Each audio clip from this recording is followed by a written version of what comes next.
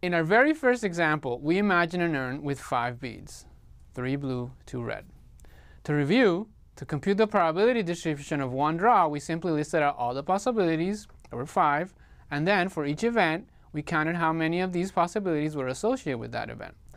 So for example, for the blue beads, the probability is 0.6.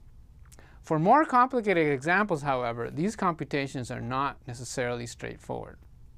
For example, what is the probability that if I draw 5 cards without replacement, I get all cards of the same suit, what is called a flush in poker? Discrete probability teaches us how to make these computations using mathematics. Here we focus on how to use R code. So we're going to use card games as examples. So let's start by constructing a deck of cards using R. For this, we will use the function expand.grid and the function paste. We use paste to create strings by joining smaller strings. For example, if we have the number and the suit for a card in 2 different variables, we can create the card name using paste like this. It also works on pairs of vectors. It performs the operation element-wise. So if we type this line of code, we get the following result. The function expand.grid gives us all the combinations of 2 lists. So for example, if you have blue and black pants and white, gray, and plaid shirt, all your combinations can be computed using the expand grid function like this. You can see all 6 combinations. So here's how we generate a deck of cards. We define the 4 suits, we define the 13 numbers, and then we create the deck using expand grid and then pasting together the 2 columns that expand grid creates. Now that we have a deck constructed, we can now start answering questions about probability. Let's start by doing something simple. Let's double check that the probability of a king in the first card is 1 in 13. We simply compute the proportion of possible outcomes that satisfy our condition.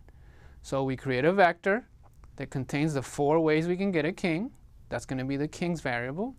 And then we simply check what proportion of the deck is one of these cards. And we get the answer that we expect, 0.076 ... which is 1 in 13.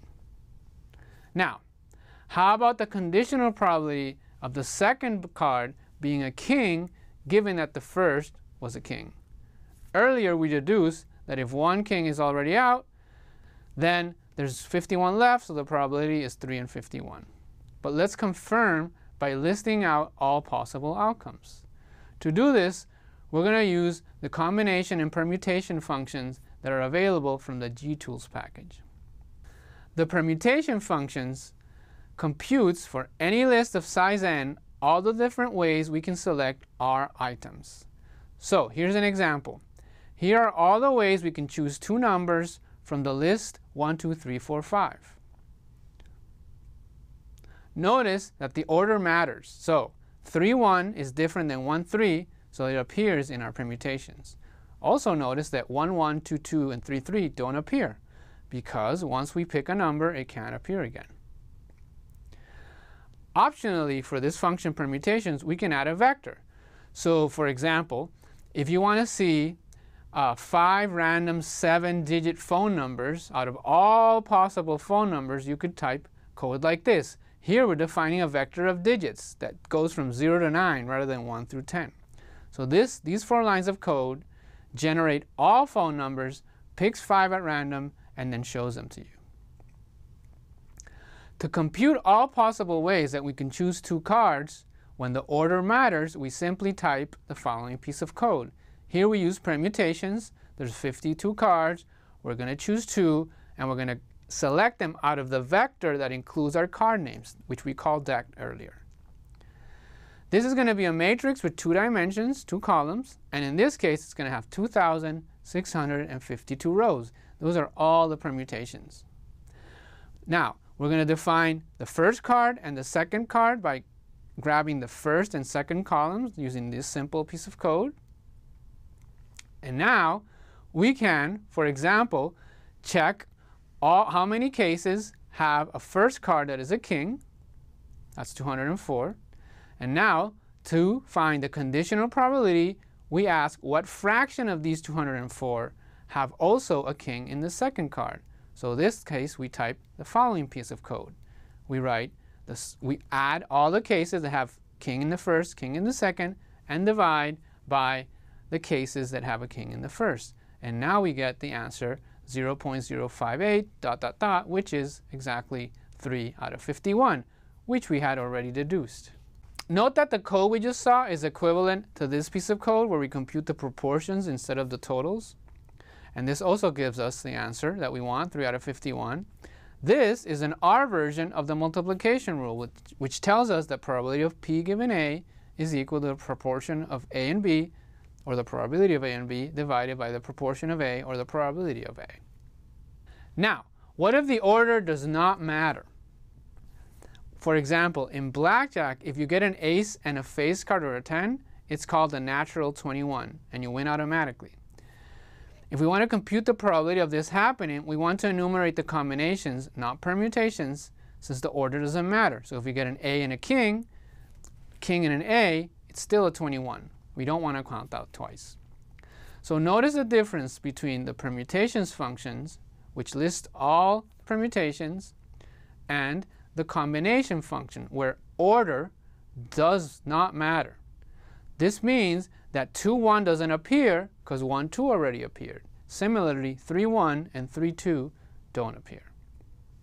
So, to compute the probability of a natural 21 in blackjack, we can do this. We can define a vector that includes all the aces, a vector that includes all the face cards.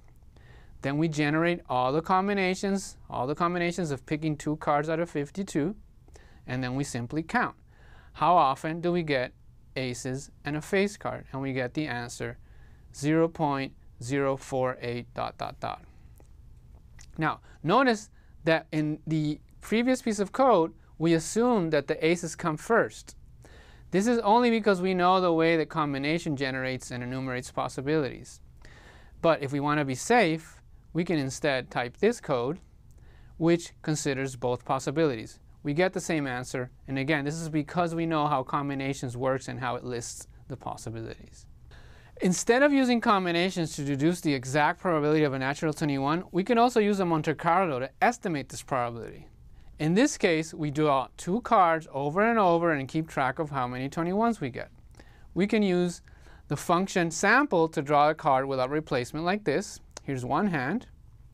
We didn't get a 21 there.